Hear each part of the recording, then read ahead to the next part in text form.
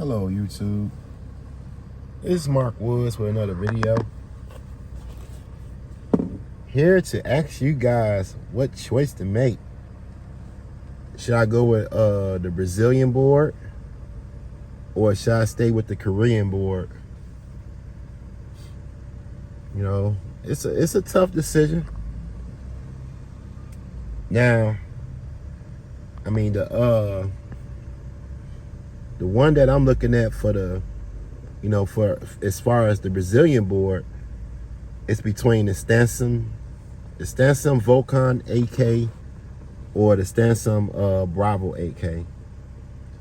Now the one thing I noticed about the Bravo 8K, it works like a regular half bridge amp, as me and my brother Boombox was discussing that. In the Vulcan, it works as a full bridge amp.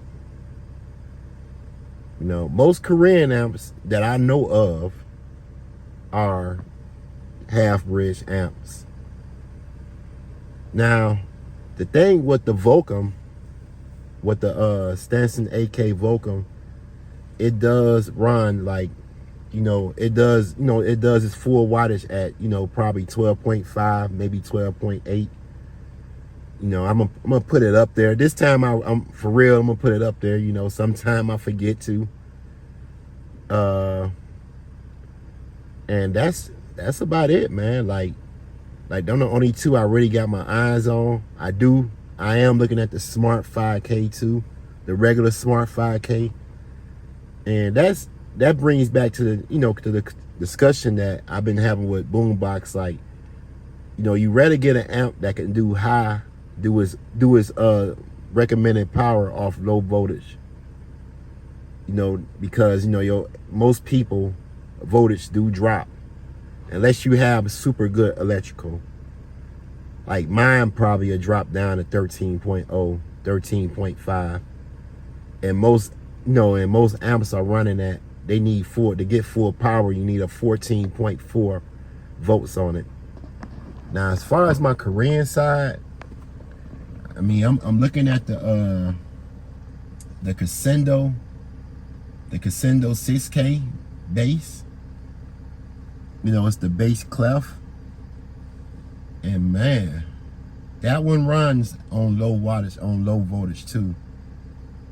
Like it don't need, it only need like probably 12.6 or 12.8 volts to run. I haven't seen any other amps out there like that. As far as the Korean boards go, I had to probably look a little bit more deeper for that. But Crescendo is one of them, I know that for sure. And that's the only one I'm looking at that's on the Korean side. On the Brazilian side, I'm looking at like maybe 3. And that's the thing, that's the argument we come across. Like a lot of people like the Korean board amps. I'm pretty sure of that. I done seen a lot of people with them. But a whole lot of people have the Brazilian boards in their car. And we know why. You're getting more, what I'm saying? You're getting more bang for the buck with buying a Brazilian amp compared to buying a Korean amp. Most Korean board amps are cost more than Brazilian board amps. Only expensive Brazilian board amps I have seen is probably the not the Stetsoms, it's the Sound Digital amps. Those are pretty expensive. Like, I mean, if you guys know any more Korean board amps that could do its full power off 12.8 or even 13 volts, let me know in the comments. I mean, I'm really looking hard at that Crescendo amp. It's worth so much money though. Like, I can probably get one of the Stetsom amps no more than 600. So that's like half the price of the Crescendo amp. Guys, let me know if it's really worth the price difference. Should I do 1,200 compared to like maybe 600 and under? I seen the Vulcan for like 415 on eBay one time, and I think it's still for $415 right now. So it's a tough decision, you know. I'm used to the Korean board sound, but I'm not probably getting the full power coming out of it at all time, probably in bursts. You know, I might be clamping like maybe 23 to 2500 on it right now, you know, just because of box rise. You know, yeah, and box rise plays a big, it has a big factor in how much power you're getting out of your amp. Most people is going to get probably half of that power out of the amp. You know, maybe half, or it depends on how many watts, run from your amp. I'm gonna say how many watts your amp is at 2 ohms. Not saying you got to set it at 2 ohms stable. It's because box rise is going to put it over 2 ohms, maybe sometime 4 ohms. You know I get unbelievable box rise on my big box.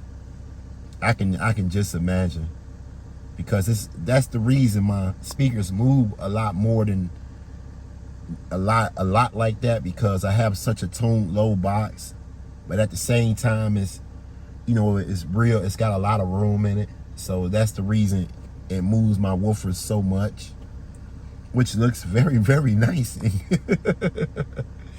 I can't complain how the way they move. I mean, they're not moving dangerously. You know, I'm not smelling them. I mean, I haven't smelled them yet. Ever since I had them, I have not smelled them yet. You know, now I had smelled the regular DS18s, and that's probably because I have that hole in there. So that's what made me smell them.